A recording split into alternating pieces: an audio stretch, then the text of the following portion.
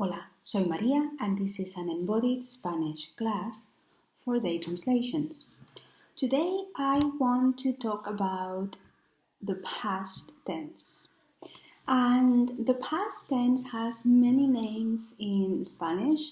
It is called pretérito, pretérito indefinido, just indefinido, pasado simple, and then you can, in English, you can find it as preterite, simple past, etc. So during this video, you'll hear me alternate between pretérito or preterite, or maybe using indefinido. And this tense, it's a very important one. You really need to know this tense well if you want to talk about the past in Spanish, because it is very, very common. However, it is also quite difficult because it has a lot of irregularities. But don't worry about that for the moment. For the moment, we are just going to see how to conjugate the regular forms. All right? So to conjugate, to build the pretérito, you need to drop the endings AR, ER, or IR from the infinitive form, and then add the endings. So the endings, you can see them here. They are aste, o, amos, astes, and aron for the AR verbs, and iste, io, imos, istes, ieron for the ER and IR verbs. And as I said, there are a lot of irregular forms, irregular verbs in the pretérito. I'm going to show you some of them at the end of the video, so stay tuned for that. Just some examples of the most common verbs in the preterite that are irregular. But for the moment, we are just going to understand how to use the preterite, when to use it, and in what circumstances you need to use the preterite in Spanish. The pretérito, the indefinido, is used in Spanish to express actions that people did or actions that happened during a specific unfinished time in the past, during a specific unfinished period. What is a finished period? I hear you ask. Well, yesterday is finished because we are today. So it is the day before that's finished. Or last week, because we are in a new week, so last week is finished. Last month, or 2010, for example, because we are in 2022 now, so it is 2010 is a finished period. So in all these situations, when you have a time period that is not present, you will use pretérito.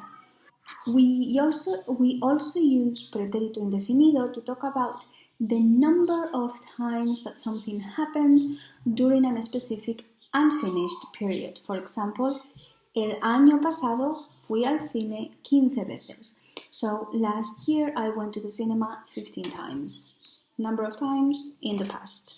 Finally, and this is opposed to the pretérito imperfecto, which is another past tense that we will talk about in a different video, we use pretérito indefinido to talk about the main actions in a story. When you are telling a story or an anecdote or a memory in the past, that happened in the past, you have to use two tenses, mostly. There might be more options, but there are two past tenses that are going to be the stars of this story in the past, or this anecdote in the past. And the main difference between this indefinido and el imperfecto is that indefinido is used to talk about the actions that happened during that story, whereas imperfecto is used to describe the context of that story or that anecdote. So for the actions that make the story, that make your story or anecdote progress, you will use indefinido. For example, ayer, cuando volvía a casa, me encontré con Juan. So yesterday, when I was going home, I met Juan. Cuando volvía a casa, that's imperfecto. That's the description, that's the context. It's not the action, it is the context in which the action happens. I met Juan. Me encontré con Juan. Right? So this is el indefinido.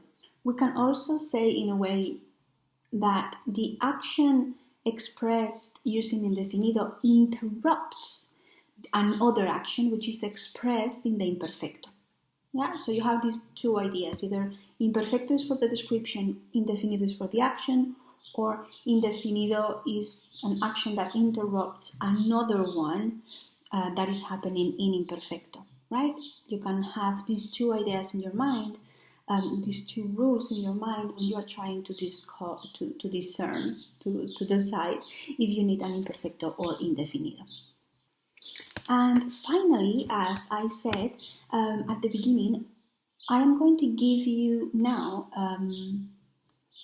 few irregular verbs in the indefinido that are super common in Spanish. Like they are verbs that we are using all the time, like tener. And have a look here at the changes. Tener in the indefinido becomes tuve, and then the endings, which are always the same, in Spanish, iste, o, imos, isteis, llegan. Okay, so these are the endings, and for example, tener becomes tuve in the first person. I'm just going to give you the person of yo. Hacer becomes hice. And here you see two spellings, two different forms for the same tense. I know, it's confusing. Then estar becomes estuve, andar, anduve, or haber, hubo, saber, supe, decir, dije, venir, vine, poder, pude, querer, quise.